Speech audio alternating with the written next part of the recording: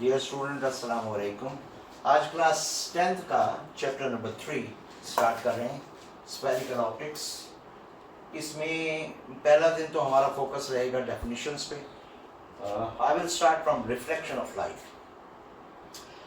I hope कि in the earlier classes आपने reflection of light को पढ़ा होगा। What is the reflection of light? I will just go through this. ये एक सरफेस है, याद रखिएगा। रिफ्लेक्शन के लिए आपको जो सरफेस चाहिए वो ओपैक चाहिए, that is the light can not pass through. ये इंसिडेंट रे है, ये इस सरफेस पे इम्पैक्ट कर रही है, और एक नॉर्मल है, इमेजिनरी परपेंडिकुलर लाइन, और then it is reflection. Reflection के लिए इंपॉर्टेंट कंडीशंस क्या हैं? एक तो ये है कि वापस आना सिस्टम में। लॉज ऑफ रिफ्लेक्शन मैं आपको बता देता हूँ, उसमें ये सब चीज़ें कवर हो जाएंगी। लॉज ऑफ रिफ्लेक्शन क्या है कि the incident ray, the reflected ray and the point of incidence must lie in the same plane. Plane means this, मतलब इसके अंदर आप देख सकते हैं ये तीनों इसी के अंदर है। Angle of incidence, normal of incidence रे के दरमियान में एंगल को एंगल ऑफ इंसिडेंस कहते हैं, वेरी सिंपल। और रिफ्लेक्टेड रे और नॉर्मल के दरमियान में एंगल को एंगल ऑफ रिफ्लेक्शन कहते हैं। लॉज ऑफ रिफ्लेक्शन में पहला मैंने आपको बता दिया, incident ray, reflected ray and the point of incidence must lie in the same plane.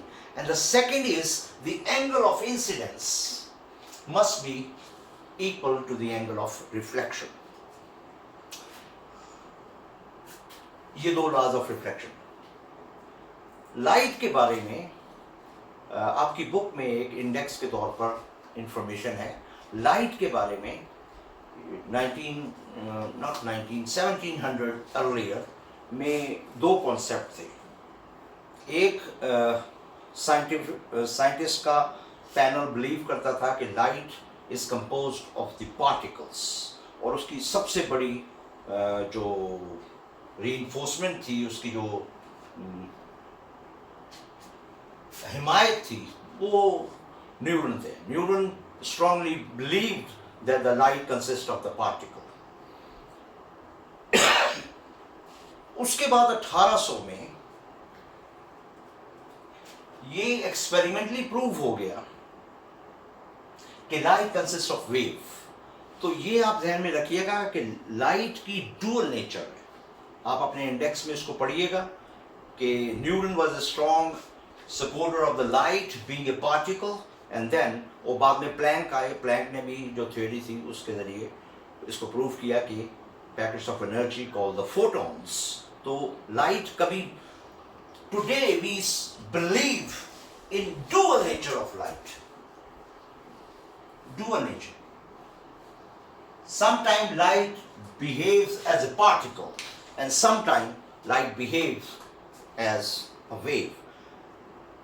Second year में ये बहुत तफसील के साथ है, सिर्फ क्योंकि आपका इंडेक्स बना हुआ था तो मैंने कहा आई मस्ट टच इट। इसके बाद रिफ्लेक्शन, और उसके बाद दो टाइप्स ऑफ रिफ्लेक्शन है। Number one is a regular reflection, that's very simple. Regular reflection में एक लाइट आई, ये नॉर्मल है, जितने एंगल पे आई उतने पे रिफ्लेक्ट होगी, राइट। और ये रेगुलर सरफेस के लिए, रेगुलर सरफेस, ये याद रखिएगा, ये कोई आईना हो सकता है, कोई भी ग्लास हो सकता है, रेगुलर सरफेस। और जितनी भी लाइट रेज आएंगी, से अगर यहां आई है तो आप नॉर्मल ड्रॉ करेंगे, बिल्कुल एंगल ऑफ इंसिडेंस और एंगल ऑफ रिफ्लेक्शन सेम होंगे, लॉज ऑफ रिफ्लेक्शन फॉलो होंगे, and you can draw the other rays. What is an irregular reflection? You will say, I know this, कि जितने angle पे आई है उतने एंगल पे ये रिफ्लेक्टेड सरफेस थोड़ी सी इरेगुलर शेप की है, तो कुछ इधर चली जाएगी। मींस कि या तो एंगल ऑफ इंसिडेंस बढ़ जाएगा या कम हो जाएगा। मैं इसमें इंटरेस्टेड नहीं हूं। Irregular reflection is a stupid idea to discuss what is given in the book. So फिर इसमें खूबसूरत बात क्या है, मैं सिर्फ इसको टच करूंगा, इरेगुलर रिफ्लेक्शन को। कुछ खूबसूरत बातें हैं रेगुलर रिफ्लेक्शन में जो बुक में नहीं है, लेकिन ये इरेगुलर रिफ्लेक्शन को खूबसूरत बनाती है। जैसे ये अब आप कहेंगे ये तो हमें पता है, रेगुलर है, ये रेगुलर है, जब एंगल ऑफ इंसिडेंस और रिफ्लेक्शन बराबर ना हो। खूबसूरत बात ये है कि इसके इम्पैक्ट बड़े खूबसूरत है। And what is the impact of the irregular reflection in our daily life? सूरज के तुलू होने से पहले वी कैन सी थिंग्स। जब सूरज तुलू नहीं होता, अगर आप फजर की नमाज पढ़ के बाहर निकलें तो what you will see? You can see objects. How can you see objects? Even the sun is not there. Irregular reflection. कैसे irregular reflection? This is your earth and you are standing here and this is your sun. अभी निकला नहीं है, सामने नहीं आया आपके पास, लेकिन ये dust particles are always present in the atmosphere. अब सूरज की लाइट इनको पढ़ के रिफ्लेक्ट होगी and you can see objects here. This is one of the beautiful example of the irregular reflection, rather discussing this nonsense idea. We can see object before sunset. That is the best example of the irregular reflection. And we can see objects after sunsets. That is another example of the irregular reflection. Reflection में एक और खूबसूरत बात है.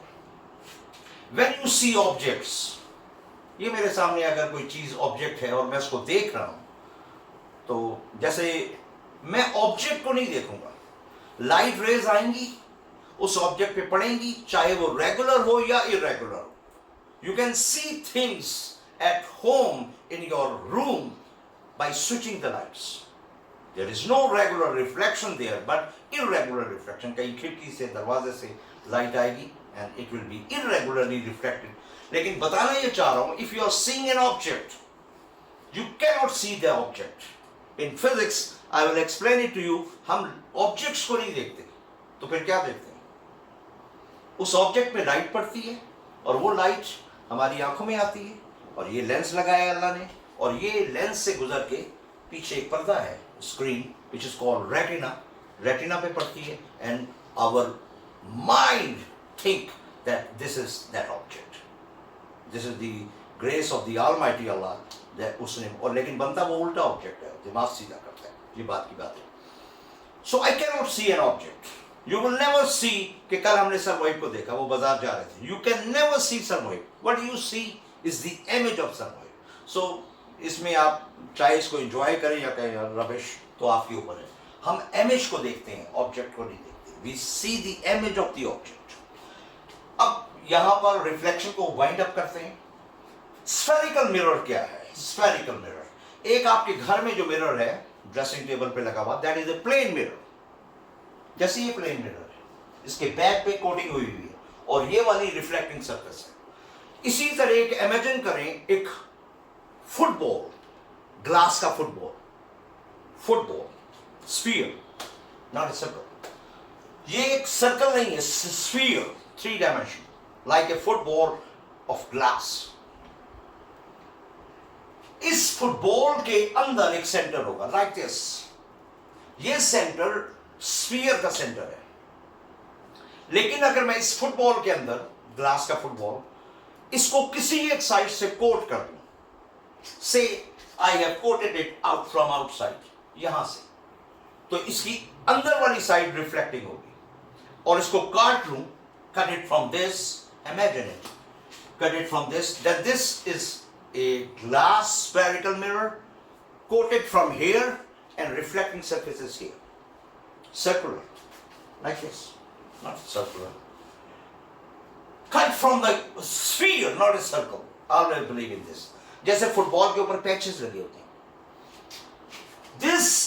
This mirror, which is coated from outside and reflected from inside, is called a convex mirror. Sorry, concave mirror. This is concave. If I reverse the idea, if I coat it from inside, then its outer surface will be reflected. And if I cut it from here, it will be like this, not like this, not like this. It will be like this. मैं अगर सही बना सकूं, circular. This mirror, whose outer surface is reflecting, mirror is convex. So this reflecting is concave and this reflecting is convex. Today we will emphasize ourselves in explaining the basic definitions of this spherical mirror. तो ये याद रखिएगा, sphere का हिस्सा है. इस sphere का जो सेंटर था, the centre of the sphere, ये देखिए, ये स्फीयर है तो ये सेंटर है. लेकिन जब मैं मिरर को काट के ले गया, mirror sphere is gone and now it is mirror. अब इस सी को centre of the mirror, sorry, centre of the sphere नहीं कहेंगे, it will be called as centre of curvature.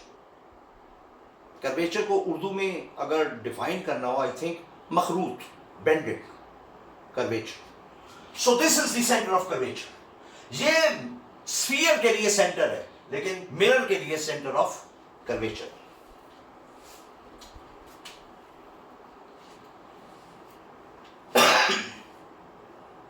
What is a pole? Very simple. ये centre of curvature. ये देखिए mirror को, अगर ये कनकेव है तो ये रिफ्लेक्टिंग है, ये कोटेड है, और अगर ये कन्वेक्स है तो ये रिफ्लेक्टिंग है, ये कोटेड है. And now what is a pole? I think the centre of the mirror. Pole, क्योंकि हम लोगों ने इस फिगर यूं बनाई है तो हम इसको यहां पर रख रहे हैं. मेरे हिसाब से ये यहां पर है. अगर ये सर्कुलर है, लुक एट दिस, और कर्वेचर है इसमें, देखिए बेंडेड है. It is like this. This is the pole. We call it the center of the mirror, whether it is concave or convex. What is the radius of curvature? Very simple. C से P तक का फासला. Center of curvature and the pole. इनके दरमियान जो distance है, ये याद रखिएगा, radius of curvature line segment है. ना इससे बाहर, ना इससे बाहर, इनके अंदर फिक्स है. Principal axis. Very boring to explain that, but I will do it.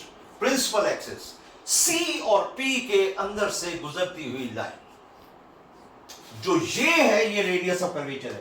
तो सेंटर इसमें से गुजरती हुई लाइन, पासिंग थ्रू, और लाइन की कोई लेंथ नहीं होती. तो where she is going towards the infinity, where she is going towards the infinity. So radius of curvature definite है, लाइन सेगमेंट है, और प्रिंसिपल एक्सिस indefinite length का होता है. It's an imaginary line. You cannot see that. If the mirror is there, you can't see that. Where is this? ये principal axis है. Principal focus. Principal focus को मैं आपको define करता हूँ. एक और चीज ले लें, aperture. Aperture यहाँ से लेकर यहाँ तक का distance, लेकिन center से गुजरो. This is called the diameter of the mirror. Books में नहीं है definition. वैसे ही आपकी इंफॉर्मेशन के लिए ऐड कर दी. फोकल लेंथ और प्रिंसिपल फोकस को अभी हम डिफाइन करते हैं. मेरा ख्याल है इनको डिफाइन करने के लिए we will look into this two figure. ये एक कनकेव मिरर है and this is a convex.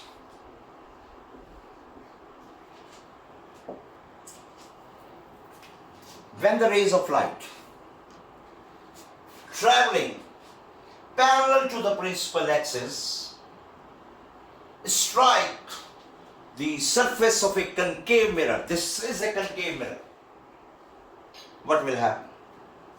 Definitely you will say, since it is a mirror, so they will be reflected. That's very good. But they will be reflected, but they will confine themselves at a single point. They will pass through, they have to pass through, whether they like it or not. This point is nothing but called the principal focus. This principal focus is only for a concave mirror. I repeat it again. When the rays of light traveling parallel to the principal axis strike the surface of a concave mirror, then after reflection, they converge at a point. In front of the mirror, in front of the mirror. This point is nothing but principal focus. और जब principal focus, इसका मतलब है concave का अलग है और convex का अलग है. अब मैं साथ ही focal length भी आपको define करूँ. F, this is F and this is P. And this length is nothing but the focal length. So very easy, even a the student of class 2 can define the distance between the F and the P is the focal length. Very easy. I'm not interested in that definition. But what happens? ये देखिए, ये जो mirror है इसकी outer surface is coated, reflecting. Inner surface, this mirror is called a convex mirror. And now what is happening? When the rays of light traveling parallel to the principal axis, देखिए यहां पर जब reflect हुई थी तो converge हुई थी, converge, इसीलिए कन्वर्जिंग मिरर कहलाता है. क्या कहलाता है? Converging mirror. Concave mirror is always converging, और इन फ्रंट मिरर के सामने तो रियल इमेज बना है, रियल इमेज. खैर इमेज को अभी डिस्कस नहीं करते, you will be confused. लेकिन रेज मिलिंग है सामने. And now the same phenomena is being observed for a convex mirror. What will happen? ये देखिए, ये रे आई, ये रे आई, ये रे आई. ये रेज आके पहले रिफ्लेक्ट होकर कन्वर्ज हुई, अब ये रेज आकर रिफ्लेक्ट हो रही है, because the mirror is there to reflect them. But जरा देखिए, ये रिफ्लेक्ट हो रही है, ये वाली खूबसूरत है, यूं रिफ्लेक्ट हो रही है, ये वाली यूं रिफ्लेक्ट हो रही है. ये सारी रिफ्लेक्ट होकर कन्वर्ज हुई थी, और ये सारी रिफ्लेक्ट होकर डाइवर्ज हो रही. सो यू कैन इनिशियली से when the rays of light traveling parallel to the principal axis strike the surface of a convex mirror, actually they diverge. Therefore, it is called a diverging mirror. और जब light diverge हो, पता नहीं किस lecture में मैंने कहा था, there is nothing. लाइट का कन्वर्जेंस एक इमेज को फॉर्म करता है. So they are not going to form an image in reality. Why? Because they are not being converged after reflection. But the science says it seems to be converged on the back. लगता है ऐसा है, not converge at the back, लगता है ऐसा है कि ये जो डाइवर्ज हो रही हैं, ये पीछे कहीं यहां से डाइवर्ज हो रही हैं. In reality, they are diverged from here. But in your imagination, you see it like this, it like this, it like this, it like this. So this point, not a point of reality, point of imagination, is called the principal focus of the convex mirror, which is not real. It is always virtual. And you know this is real, reflected and converged. So, इसका concave mirror का principal focus real है, इसीलिए इसका focal length भी reality में exist करेगा. और इसका focal length क्या होगा? C and P. This focal length will be virtual. We take is as a negative sign. Convention, by convention. So positive concave का हमेशा positive होगा, और इसका focal length हमेशा negative होगा. यहाँ पर दो रेज हैं जो समझने वाली हैं. जो ये रे आ रही है, देखिए ये रे मैंने स्पेशली ली है, शायद पता नहीं आपकी बुक में है कि नहीं, प्रिंसिपल एक्सिस के अलोंग. तो ये पढ़ के वापस आएगी. और यहाँ पर look at this. This is the beauty. You must consult your book in order to understand that. So, अब यहाँ पर I think principal focus. अब इसको जरा मैं लिखना चाहूँ तो कैसे लिखूंगा? एक दफा फिर मैं बोलूँ. When the rays of light traveling parallel to the principal axis strike the surface of a convex mirror, then after reflection, actually they are diverged, but seem to be diverged from a point behind the mirror. Seem to diverge, virtuality, seem to diverge from a point. इसीलिए इसको कहते हैं virtual. आज जरा अपने dressing table के आईने के सामने तो खड़े हो ना, सारी उम्र खड़े होके कंघी की, मुंह हाथ धोए. आज जब आप खड़े होंगे तो you will see this virtual point.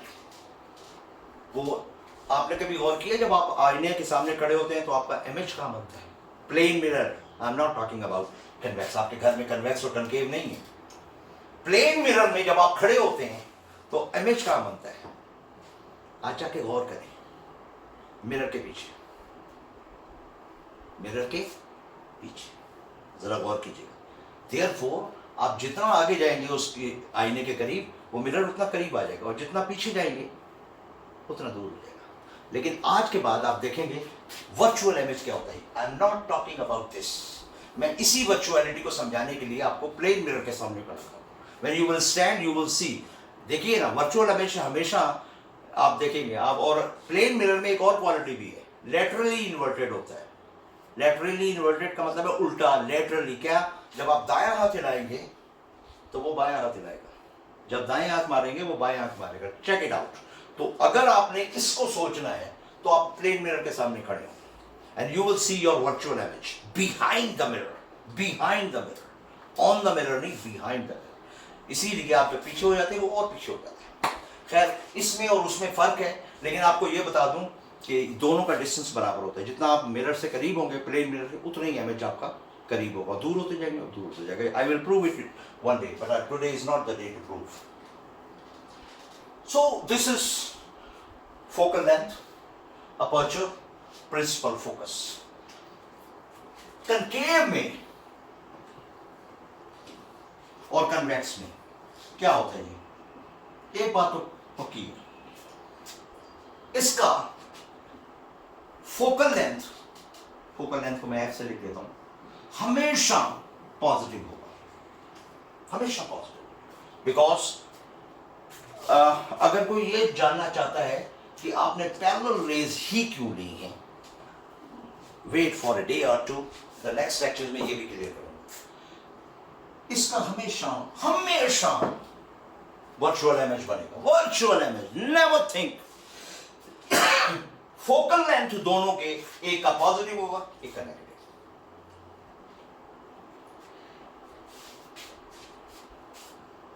If I get this space,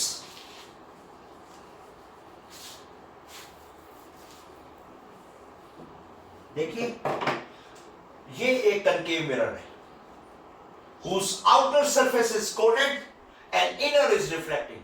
ये आपका प्रिंसिपल एक्सिस है, ये आपका पोल है, ये सेंटर ऑफ कर्वेचर है। तो डेफिनेटली ये एक चीज बताना भूल गया, ये प्रिंसिपल फोकस है। ये अच्छी बात है, जहन में आ गई। ये जो आपका यहां से यहां तक का फासला है, ये रेडियस ऑफ कर्वेचर कहलाता है। और ये यहां से जो यहां तक का फासला है F और P के दरमियान, ये फोकल लेंथ कहलाता है। एग्जैक्टली F सेंटर में होता है C और P के, exactly. So what you will get from this relation, you will say, yeah, radius of curvature is twice as the focal length, or focal length is half of the radius of curvature. What you want to say is good. कि focal length radius of curvature का half होता है, या radius of curvature focal length से double होता है।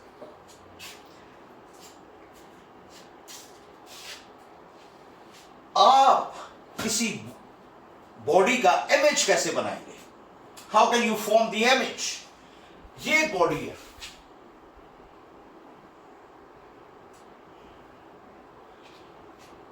ये आपका सेंटर ऑफ कर्वेचर है, ये principal focus and this is the pole. ये बॉडी पड़ी हुई है। बात ये है कि आईने के सामने आपने कहां खड़ा होना है? Nobody knows। आप सी से परे खड़े हैं।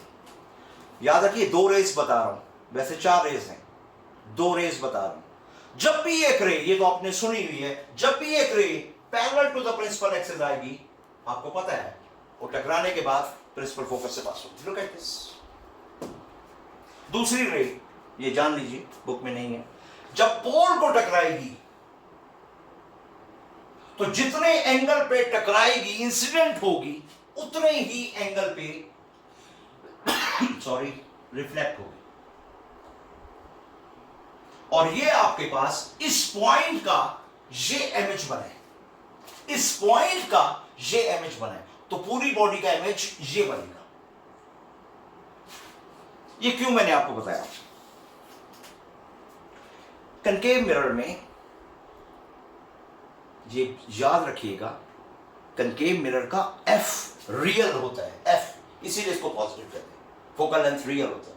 लेकिन अच्छा एक बात और समझ लीजिए कि ऑब्जेक्ट और पोल का फासला स्मॉल पी कहलाता है, और इमेज और पोल का फासला स्मॉल क्यू कहलाता है। These are the convention used in physics, I can not change them, I can not even change them, they are fixed. आज सिर्फ मैं इसको लिमिट कर रहा हूं, सिर्फ आपको पी, क्यू और F, you know F, what is P? The distance of the object from the mirror. What is Q? The distance of the image from this. ये मत पूछिएगा ये यहां क्यों बना है, यहां क्यों नहीं बना। I will tell you one day, but this is not the day to tell you this. एक फार्मूला है, mirror formula.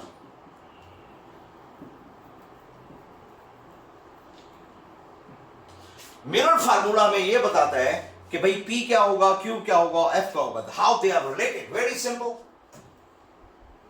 1 over F is equal to 1 over P plus 1 over Q।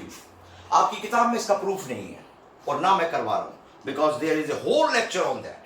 तो जो स्टूडेंट डिमांड करेंगे मैं उनको WhatsApp कर दूंगा ये इसका प्रूफ, लेकिन आपकी बुक में नहीं है। What is this? Your focal length. What is your this? The distance of the object from the mirror. What is this? The distance of the image from the mirror. Concave में आपका Q क्या होगा? It can be positive and it can be negative. Don't confuse yourself. I will tell you one day. इसमें हमेशा negative होगा क्योंकि ये virtual image बनाता है, so its Q will be negative. इसका मतलब है ये रियल इमेज भी बनाता है और वर्चुअल इमेज भी बनाता है। रियल कब बनाएगा और वर्चुअल कब बनाएगा? I will tell you, but today is not the day. ये हमेशा वर्चुअल बनाएगा। So this 1 over F, 1 over P, इनमें से कोई से दो पता हो, F पता हो, P पता हो तो Q निकालना है, F पता हो, Q पता हो, P निकालना है, जिस तरह चाहे आप, तीनों में से कोई से दो। तो जहन में ये रखिए कि एक दिन इंशाल्लाह अगले लेक्चर में हम ऐसा करेंगे कि कनकेव मिरर्स के तमाम इमेजेस बनाएंगे। कहां रखेंगे तो कहां बनेंगे। आज के दिन क्योंकि ये लेक्चर काफ़ी हो गया है, सो मेरे हिसाब से you must convert yourself to this article. I think अगले लेक्चर में फिर आपके फीडबैक का भी इंतज़ार रहेगा, और जो भी आपने इसके मुतालिक पूछना हो तो अगर कोई इसमें से मिस आउट हो गया है तो इंशाल्लाह अगले लेक्चर में आई विल मैनेज दैट। उम्मीद है आपको पसंद आएगा। Thank you very much.